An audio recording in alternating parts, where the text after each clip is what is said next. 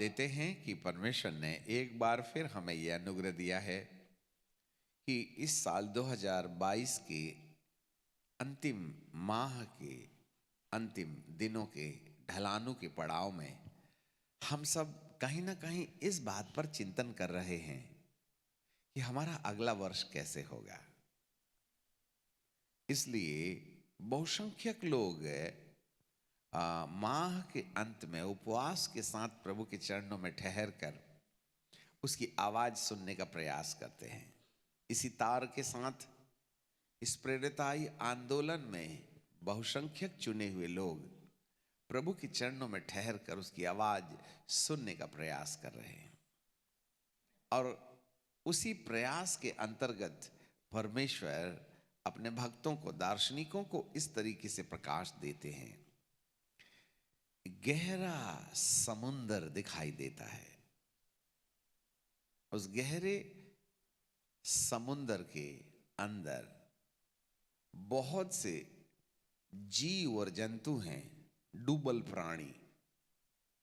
शरीर का निचला हिस्सा कुछ और प्राणी का है और अगला हिस्सा कुछ और प्राणी का है। जब कभी भी अलग अलग प्राणियों का जुड़ा हुआ शरीर दिखाई दे जो एक अबनॉर्मल क्रिएचर है, तो वे दुष्ट आत्माओं से जुड़ी हुई बातें हैं। परमेश्वर ने मगर को मगर की तरह बनाया है, परंतु मगर के आधे शरीर में यदि कुत्ते का मुंह हो जाए तो दुष्ट आत्माओं का प्रतीक है। यदि नीचे घोड़ा है और सामने में स्त्री बन जाए, यदि वो मछली के शरीर में है और आदमी का मुंह बन जाए, तो ये दुष्ट आत्माओं की ओर संकेत देते हैं। डुबल प्राणी परमेश्वर की रचना नहीं है, विकृत रचनाएं दुष्ट आत्माओं का प्रभाव है। समुद्र की गहराई में हर दुष्टता के काम को धरती पर निर्धारित करने के लिए या विपत्ति ले आने के लिए निश्चय किया जाता है। परमेश्वर तीसरे आसमान में युक्ति करते हैं धरती पर कैसे शांति स्थापित करें, और दुष्टता समुद्र की गहराई में और मध्य आकाश में ये निश्चय करती है कि हम धरती को कैसे बर्बादी के रास्ते पर ले जाएं। दर्शन में प्रभु इस प्रकार से दिखाते हैं। कुछ माह पहले दार्शनिक दर्शन देखते हैं, बहुत से अजीब और गरीब प्राणी समुद्र की गहरी तलछटी से निकल के बाहर आ रहे हैं और उन्होंने लगभग समुद्र की ऊपरी सतह से कुछ थोड़ा नीचाई में था। अब बीते सप्ताह उसी समुद्र की गहराई से आने वाले ये जो जीव थे वो धीरे धीरे अब तलछटी के ऊपर आ गए हैं और तैरते तैरते वे भूमि की तरफ जा रहे हैं। This was the vision. ये जो जीव हैं, ये महामारी का संकेत है।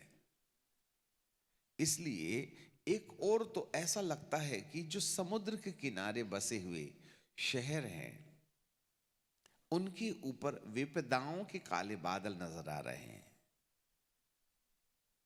हो सकता है टोर्नेडो, हो सकता है सुनामी, हो सकता है प्राकृतिक विपदाएं, तूफान, जिससे भारी तबाही के संकेत नजर आ रहे हैं। उसका एक दूसरी ओर हम ये भी अंदाज लगा सकते हैं, क्योंकि एक समय के दर्शन में प्रभु इस तरीके से दिखाते थे कि झाड़ियों में से बहुत ढेर सारे जंगली कुत्ते या भेड़ ये दौड़ते हुए चले आ रहे हैं और वे भगदड़ मचा रहे हैं, और वे प्रभु के जो लोग हैं उनको फाड़ देना चाहते हैं, उनको मार डालना चाहते हैं। इसलिए बड़ी भीड़ वहां से चली आ रही है इन भेड़ियों की। दार्शनिक सुरक्षा की गुहार लगाते हैं, प्रभु दया करो। इतने कहते बराबर वे भेड़िए रुक जाते हैं और एक आंधी आती है और उस आंधी से एक व्यक्ति उभर करके आता है उसके हाथ में, एक हाथ में शंख है और दूसरे हाथ में फरसा है। यह जो संकेत है कहीं ना कहीं मसीही समाज को दिल दहला देने की बातें करता है।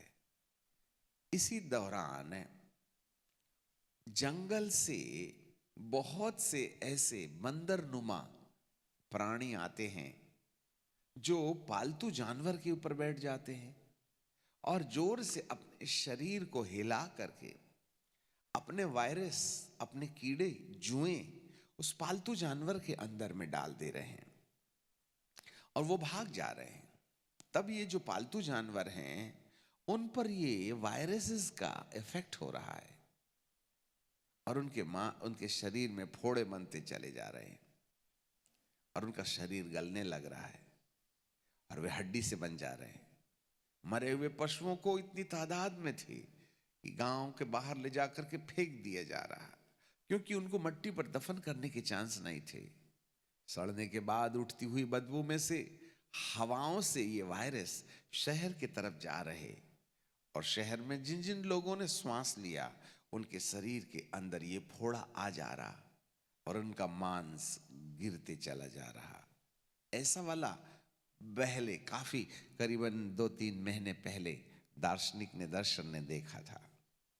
पर जब ये जीव जल समुद्र के अंदर से ऊपर आकर के तैरते हुए जमीन के किनारे जा रहे हैं तो उनके बदन में भी कुछ इसी तरीके के जुएं हैं, बारीक बारीक कीड़े हैं जो एक ऐसी वायरस की ओर या महामारी की ओर संकेत दे रहे हैं जिसके प्रभाव से मनुष्य के शरीर को जैसे किसी चिकन को डिफ्रिज में डाल दिया जाए तो वह कैसा सख्त हो जाता है। कुछ इसी तरीके से अगली महामारी की जो लक्षण होंगे, मनुष्य का शरीर बर्फ में जैसे कड़ा हो जाता है, शरीर भी ऐसा ही कुछ अकड़ करके कड़ा हो जाएगा जैसे किसी को फ्रिज में डाल दिया जाए और 10 घंटे फ्रिज के अंदर डाला रहने दिया जाए तो उसके सारे शरीर बर्फ के कारण अकड़ जाते हैं, स्टिफ हो जाते हैं। कुछ इसी तरीके से शरीर को जमा देने वाले वायरसेस का संकेत आगामी वर्षों के लिए दिखाई देता है।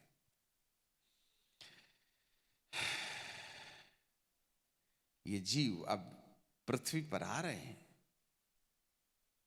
परमेश्वर इन ड्यूमानिक स्ट्रेटजीज को रिवील कर रहे हैं, हमें बचाव करना है। तब आपके सामने एक दूसरा प्रश्न ये है कि हम कैसे बचें। तो प्रभु दार्शनिक को दर्शन देते हैं, भारत देश में 7 ऐसे तंबू हैं। तंबू, हम तंबू बोले तो सर्कस का तंबू लगता है, हम तंबू बोले तो, टेंट बोले तो हम शादी का टेंट देखते हैं, परंतु ये जो टेंट था वो टेंट जो है चारों तरफ से बंद था और उसके अंदर जाने का एक ही रास्ता था। ऐसे 7 टेंट भारत देश में स्थापित किए जा रहे हैं परमेश्वर की ओर से और प्रभु टेंट के सामने खड़े होकर के हाक लगा रहे हैं, ये आखिरी सेकंड है, अंदर आ जाओ, आखिरी सेकंड है, अंदर आ जाओ। अब जो लोग इस टेंट के अंदर आते हैं तो जिनकी जिनकी तैयारी है, जैसे ही वो दरवाजे के अंदर आते हैं तो क्या होता है, अंदर भयानक आग जल रही है। ये आग भौतिक आग नहीं है, ये आत्मिक आग है। और जो जो लोग अपने परिचय से इस दरवाजे के अंदर जाते हैं, उस आग के प्रभाव में जैसे ही जाते हैं उनका रूप बदलने लगता है, उनका परिचय बदलने लगता है। और जो अंदर में थे ना, सब लोग एक से दिखने लगते हैं। सबका नाक, नक्शा, लंबाई, चौड़ाई, अब उनमें ये पहचान पाना कि इसका नाम क्या था, ये कौन व्यक्ति है, ये कौन व्यक्ति है, इस तरीके का अंदर जाने वाले लोगों के बीच में उनका अपना परिचय खत्म हो गया। यही है वह जगह जहां परमेश्वर हमको पहुंचाना चाहता है। हम अपने अपने परिचय में हैं। मैं, मेरा नाम, मेरी सेवा, मेरा परिवार, मेरी जमीन, मेरी जायदाद, यही है हमारा परिचय।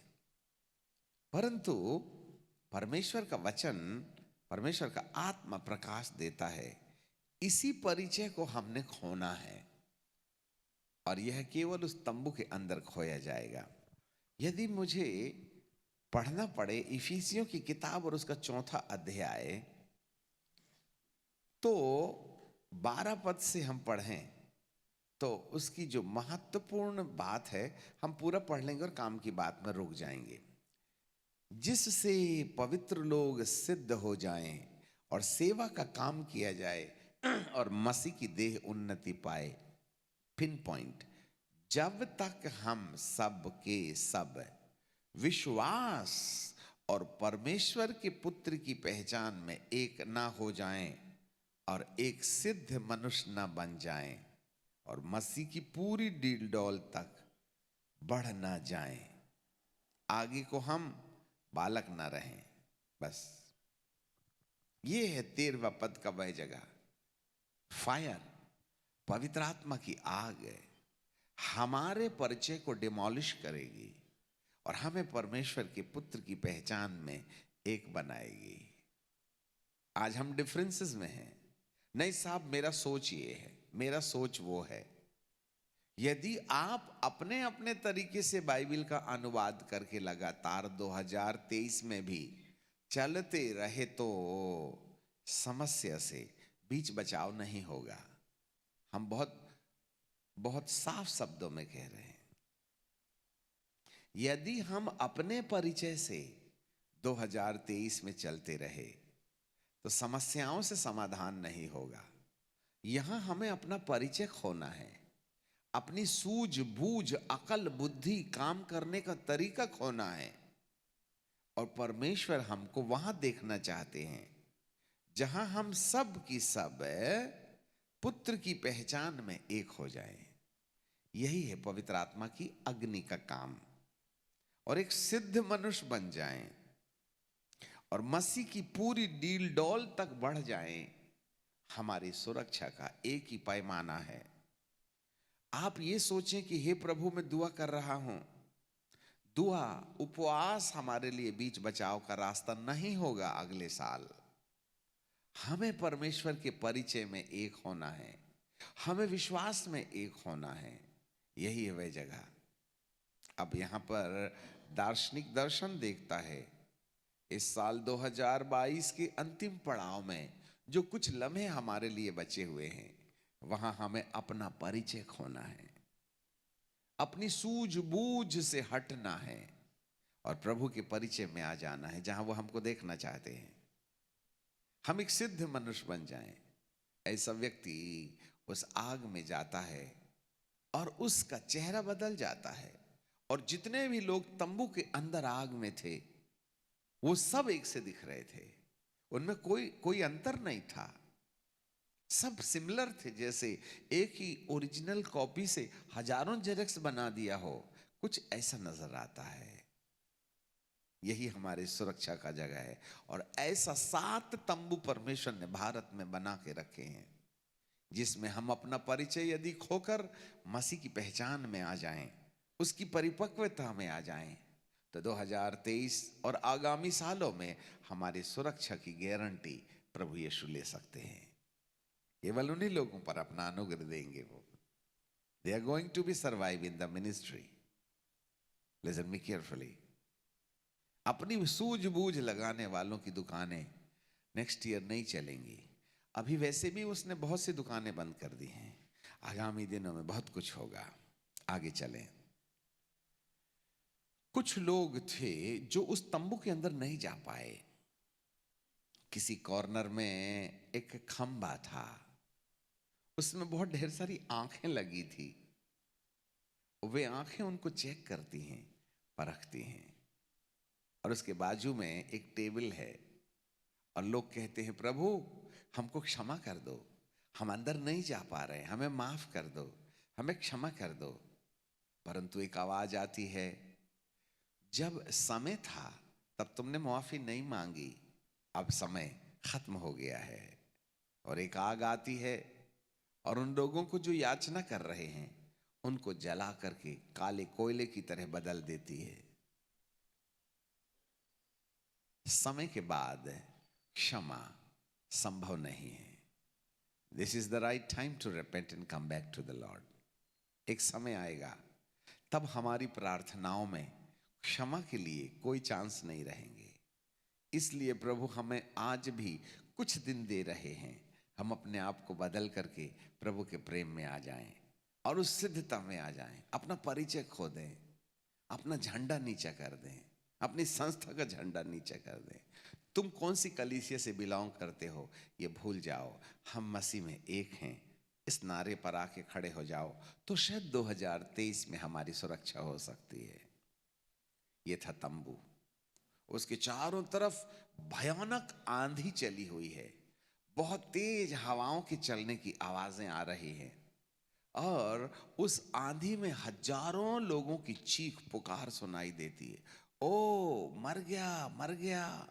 कई जीव जंतु आकर के उन पर हमला कर रहे हैं, उनको काट रहे हैं, मेरा हाथ काट डाला, हमारा पैर काट डाला, मैं मर गया, जल गया। इस तरीके से आवाजें सुनाई देती हैं। ये आवाजें बाहर वालों के लिए है, एक और तो कलीसिया के लिए।